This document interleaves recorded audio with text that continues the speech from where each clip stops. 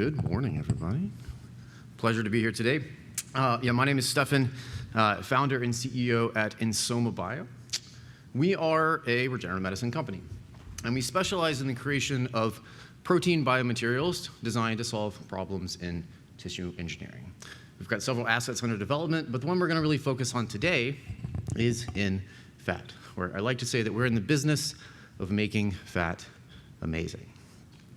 Before we get into this, I'm a trained PhD biomedical engineer, but the team that we've assembled for this is really a humblingly competent set of folks from companies like Johnson & Johnson, GSK, MTF, ESTA, and some really incredible plastic surgeons, my co-founder, Dr. Scott Hollenbeck, Dr. Sarah Dickey, David Tur, Ann Peled, and many more. And the problem that we're trying to solve is one that everyone in this room is incredibly familiar with. Fat grafting is unreliable and unpredictable.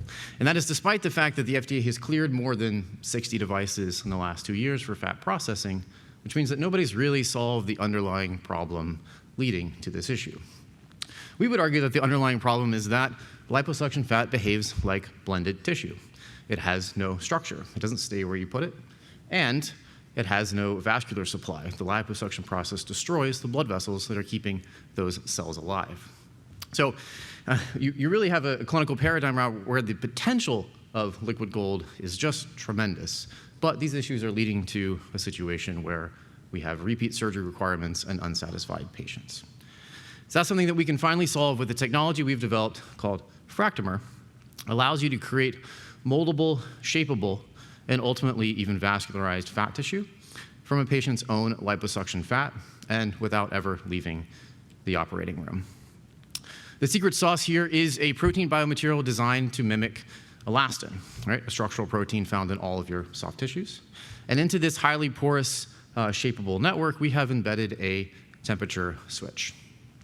So it can be handled very easily as a liquid at room temperature, but under the simple action of body heat, forms into a moldable, structured material.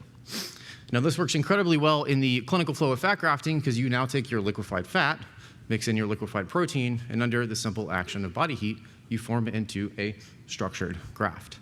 Generation 1 of this product is designed for injection, think printing inside the body. Generation 2 will be a product for ex vivo molding and implantation. Now, being able to maintain shape, giving the surgeon control of shape is incredibly exciting, but what is really exciting about this product is its ability to support cell viability and ultimately cell regeneration. This is because it's modeled after your own proteins, so it is then therefore remodeled like your own proteins. And as a result of that, we can get vascular networks set up in these grafts in less than a week. The science behind this we don't have to go into now, but would love to talk about it later. It's really about creating a pro-regenerative microenvironment in that area. And what we see if you look at gene expression for cells coming into this networks, we see a massive upregulation in pro-regenerative immune cells, especially pro-regenerative macrophages. And not only do we see an increase in cell expression of angiogenesis markers, which is the call for blood vessels, we see an upregulation in vessel maturity markers, which means that call is being answered. We are getting those networks established, which means we're setting up a strong foundation for long-term graft survival. And in preclinical models for this, we've done over 700 injections at this point across 4 different animal models. You combine the ability to maintain shape with the ability to actually allow cells to survive, and we see about a 2x improvement in volume retention compared to fat grafting alone, and that's coupled with an 80 to sometimes 90% overall reduction in markers for necrosis. What that means is we're getting there. We're getting to a single surgical predictable procedure. As a corollary question then is what happens to the actual material? Well, it is also designed to resorb at the time course of cell repopulation. It resorbs over the course of about 9 to 12 months. And here's an example histological image where you see at 10 days, we've got about 50% volume of fractomer, 50% volume of fat. And over the course of 3 months, we're slowly replacing our product with fat without loss of volume. This also means that you can start with less fat. That in and of itself is a massive bonus for survivability because you have more nutrients for fewer cells at time t equals 0. But it also means that we can now open up fat grafting to thinner populations, as we can turn something like 50 cc's of available lipoaspirate into 100 cc's of injection for patients. Over the last couple of years, we have really grown in sophistication, building out full manufacturing for this product, passing every single biotoxicity test that you can imagine and a few that you can't. And we just launched our first in-human clinical study last fall, and that's an evaluation of the safety of this product injected into adipose tissue. We're building towards a pivotal trial, which we're pitching and designing with the FDA right now for fat grafting starting in 2027. I can't go too much into the clinical trial data as much as I would like to. We've completed 2 patients in our 10-patient enrollment. The other 8 patients are being injected next week. But for those 2 patients, I can say there is no clinical evidence of irritation, sensitivity, no redness, no swelling. It was almost a protocol problem that they couldn't identify where the injections were in relation to the patient's own tissue. But when we did find them and biopsy them, we also see an incredible amount of healthy cell infiltration and vascularization that was quantitatively identical to the number of blood vessels in the surrounding healthy tissue.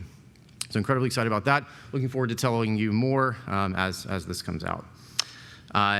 We do have a pretty exciting platform with this material. Not only are we investigating the world of fat grafting, we have a really cool program in nerve repair as well. We're looking at a 510K for nerve protection coming up in 2027 as well.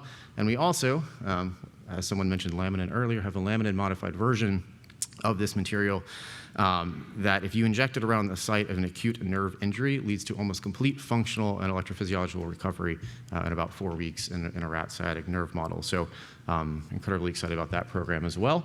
And we could do cool things like make flexible elastin sheets and creams and other stuff that I don't know what we're going to use it for yet. But if you have an idea, come talk to me. We're in the business of innovation. So we've raised about $15 million into the company to date. About half of that has been in grants from the NIH and NSF. We went through MedTech Innovator, went through Y Combinator. We just recently closed a $4 million round to kind of get us through our early clinical studies, and we're building towards a $15 to $20 million seed round or Series A round next year that will take our fat grafting product all the way to the finish line. So that's it. Thank you very much. Again, my name is Stefan. Can't forget my tagline. We want to make your fat amazing.